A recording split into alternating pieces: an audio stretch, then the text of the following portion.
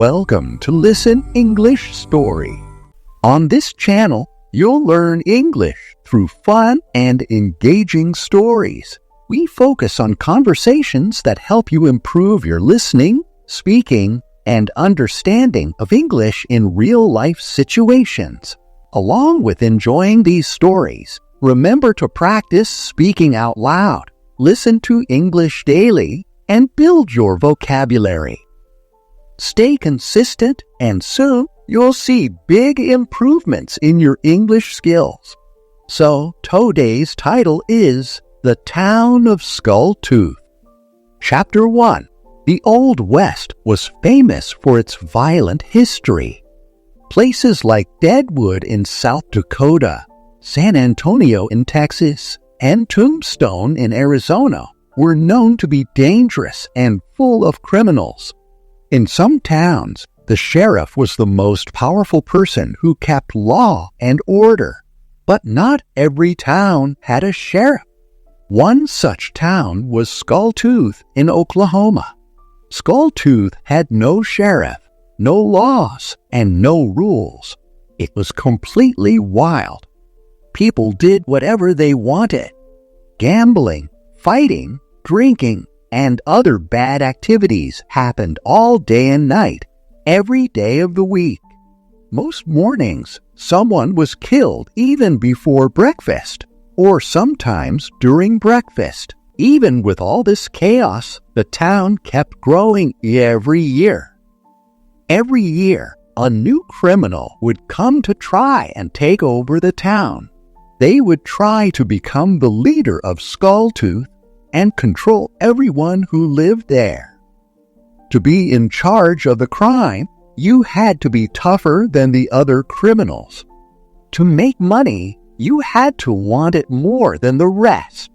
This is why the town's leaders never lived long. They were always killed and replaced. But one late autumn day, a man named Erkik Tech came to town. The people of Skull Tooth could tell right away that he was trouble.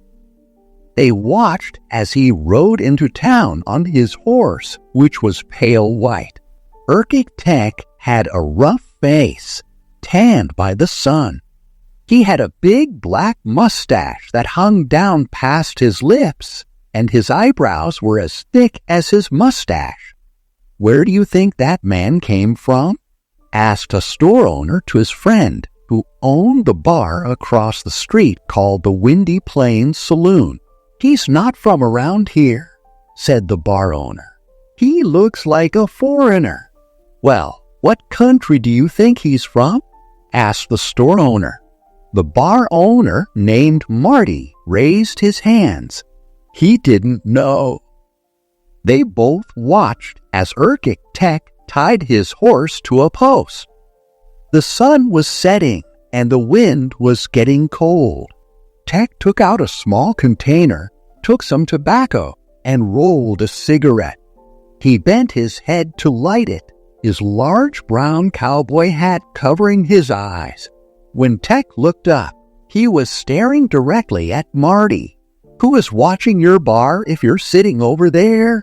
Tech asked with a thick accent that made him sound like he was from the Middle East.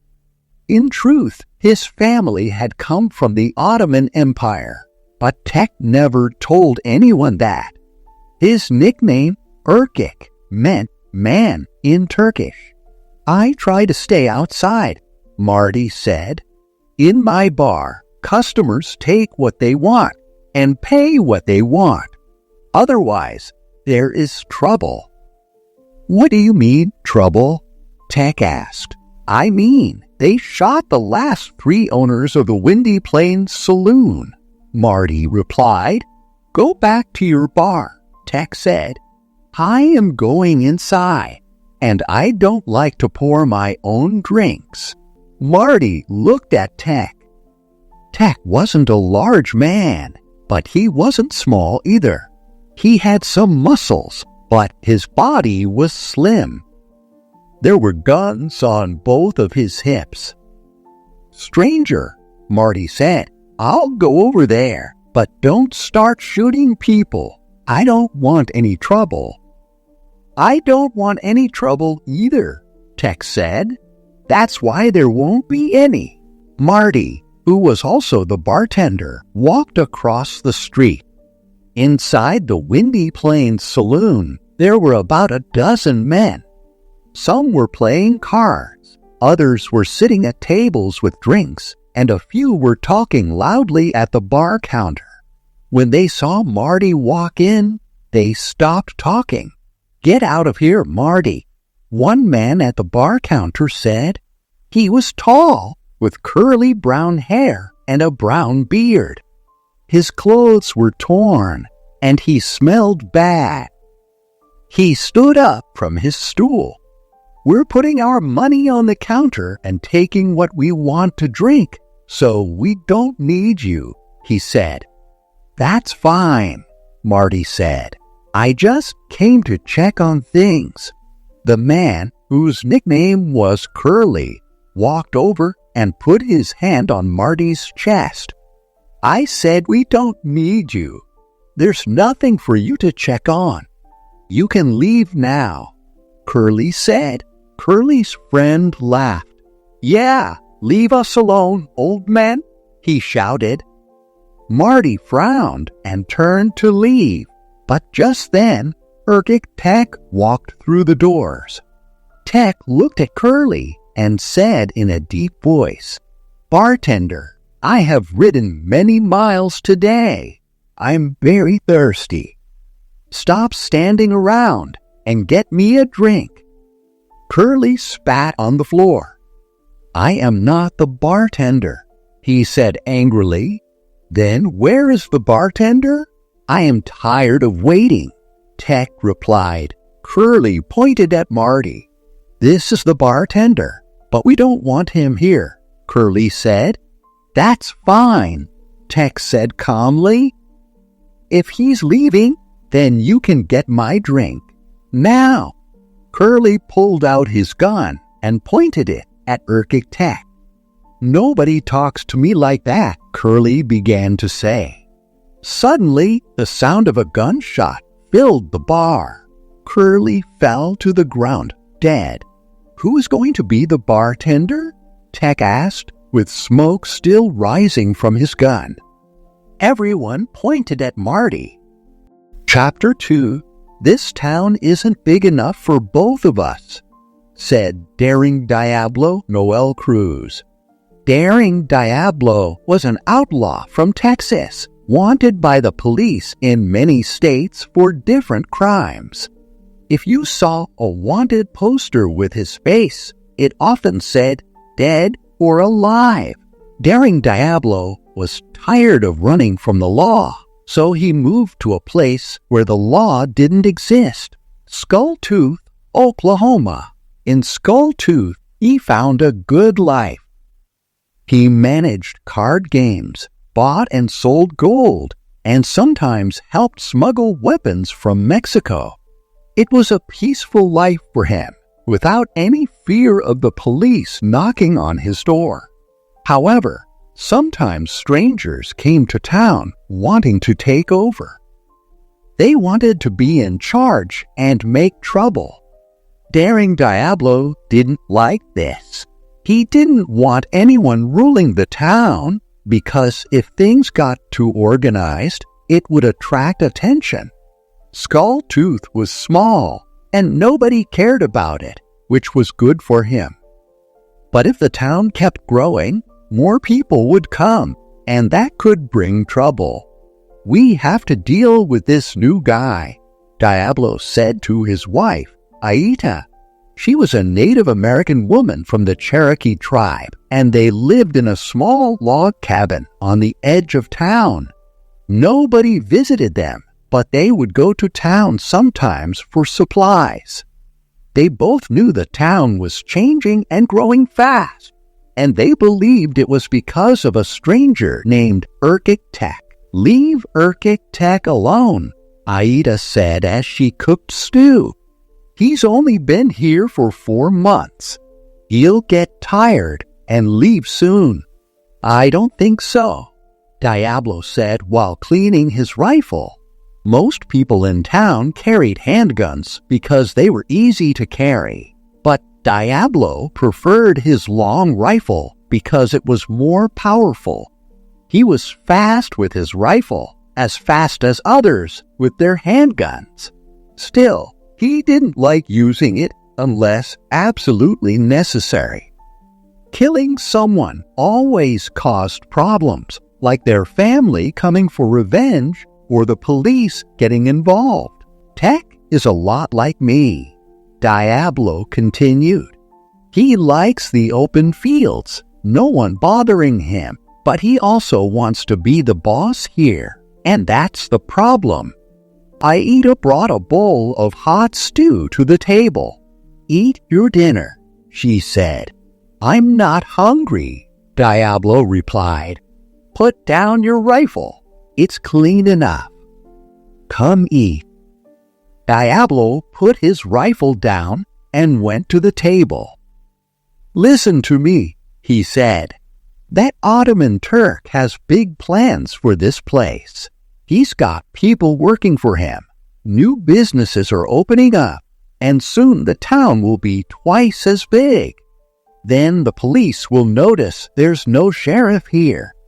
She handed him some bread and said, "Maybe you could be the sheriff." He laughed. "Me? I'm a wanted man. The police are after me for many crimes. Then you need to stay hidden and avoid making trouble with Tech," she warned. Diablo dipped some bread into his stew. "Tech already made the trouble, and tonight I'm going to fix it. Later, Diablo took his rifle and a bag, got on his horse, and rode into town. It was a cold night, and he could see his breath in the air. "Where is Urkic Tech?" Diablo asked a man on the street. The man was wearing a fancy jacket and new boots. "Who's asking?" the man replied, looking at Diablo. Diablo didn't recognize this stranger, which worried him. More new people were coming to Skull Tooth, and that needed to stop. "If you don't know my name, you must be new here," Diablo said. "Maybe I am, maybe I'm not," the man said. "But I asked you a question. Who are you?" Diablo was shocked. Nobody in Skull Tooth ever talked to him like this. "I'm Noel Cruz. People call me Daring Diablo." "That's a dumb nickname," the man said. "If you don't know where Tech is, you don't need to know. Good night." The man kicked a rock and walked away. Diablo wanted to jump off his horse and hit the man, but he held back. He saw that the Windy Plains saloon was brightly lit, and there were voices coming from inside. He decided to go in for a drink. "Look who's here," someone shouted as Diablo walked into the bar. "Come sit with us." A man at a table full of others waved at him. Diablo sat down. "Why are you in town tonight?" they asked. Diablo ordered a drink from Marty, then told them his plan. After explaining everything, he said, "Now, I just need to know two things. Where is Urkic Tech? And who wants to help me kill him?" Chapter 3. This town isn't big enough for both of us. You need to leave or die, said Daring Diablo, holding his rifle and lifting it in the air. Urkic Tech was sitting in a barber's chair, getting a haircut and his mustache trimmed. The barber, a big man with red cheeks, stopped cutting. "I didn't tell you to stop," Tech said. So the barber continued working, but kept an eye on Diablo. "Hey," Diablo shouted. "Did you hear me?" "You are very determined, Noel Cruz," Tech replied, using Diablo's real name. "That can get a man into trouble. I'm not here to argue. I want you to leave." Tech raised his hand, signaling the barber to stop. He whispered something to him, and the barber left. Tech then stood up from the chair and combed his big black mustache. He always carried a mustache comb because he liked to look good, especially around his enemies. Diablo was confused by how calm Tech was. He pointed his rifle at him as Tech slowly walked to the door. "You're right," Tech said loudly as he walked outside. "I say you're right, daring Diablo. Skulltooth isn't big enough for me, so it can't be big enough for both of us." A small crowd started gathering as the barber had told people to come outside. Diablo had two friends hiding with weapons, ready to shoot Tech if needed. But Tech wasn't foolish. He put on his cowboy hat and raised his hands, not reaching for his pistols. "I want you out of here," Diablo yelled. "We all want you to leave Skulltooth and return to how things were." "Is that so?" Tech asked. "All right then, you stay here, Noel Cruz. Hide here so the police can't find you. Do nothing. I don't judge you for it." "I've told you before, Tech," Diablo said, aiming his rifle at Tech's chest. "Don't make me shoot you." No, I won't give you a reason to shoot me," Tech said, looking at the crowd. "That's not how I do things. I bring in new businesses and money, but I don't look for fights. I hate fighting. You shot Curly on your first day here. Everyone knows that." "Yes, I did," Tech admitted, "but that was self-defense. Doesn't a man have the right to defend himself?" The crowd nodded, and someone shouted, "Tech is right." Diablo knew Tech was lying. He wasn't defending himself when he shot Curly, but that didn't matter now. "I'm going to count to 10, Tech. You'd better leave." "Okay, I agreed with you," Tech said. "You stay. I'll pack my bags." Tech looked at the crowd, and some of his friends were there. "I'm leaving, boys. Don't try to stop me." "No, don't go," said one man. "You've been a good boss." "Yes, the best boss," another criminal added. "Skulltooth needs you." I know, but daring Diablo wants me gone. It's his turn now." "That's not what I said," Diablo protested. "I don't want to be in charge." "Fight him, Tech," a woman in the crowd shouted. She was one of Tech's girlfriends. "You're faster than him." Diablo started getting nervous. He didn't expect the people of Skulltooth to support Tech like this. He thought they hated him, but they were acting like he was their friend. Tech nodded and looked at Diablo. "I'm the fastest gun in Oklahoma, and that's true, but Noel Cruz brought friends with him." He pointed to one of Diablo's friends hiding on a rooftop. "He outsmarted me. He's your boss now." "People, that's not what I want," Diablo shouted to the crowd. "I don't want Skulltooth to grow. That'll bring a sheriff here and law." Marty, the bartender, stepped out and stood next to Tech. "We already have law here. Tech's law." The crowd began cheering and clapping. Marty continued, "Tech, what can we do to make you stay?" Tech shrugged. "There's only one thing. If Noel Cruz, also known as Daring Diablo, didn't exist, I wouldn't have this problem." Tech looked up at the rooftop and saw Diablo's friend was gone, along with the other gunmen. Diablo was alone. "If I didn't exist," Diablo said, growing scared, but still pointing his rifle at Tech. Well, I do exist. Suddenly, several guns fired.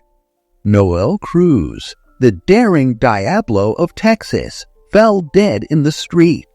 Tech looked down at his body. No, you don't exist. Not in my town. Thank you so much for listening all the way to the end. Your support means a lot, and I hope you enjoyed the story. Stay tuned for more exciting content, and don't forget to like, comment, and subscribe to stay updated. Your feedback keeps us going, so feel free to share your thoughts. Thanks again, and see you next time.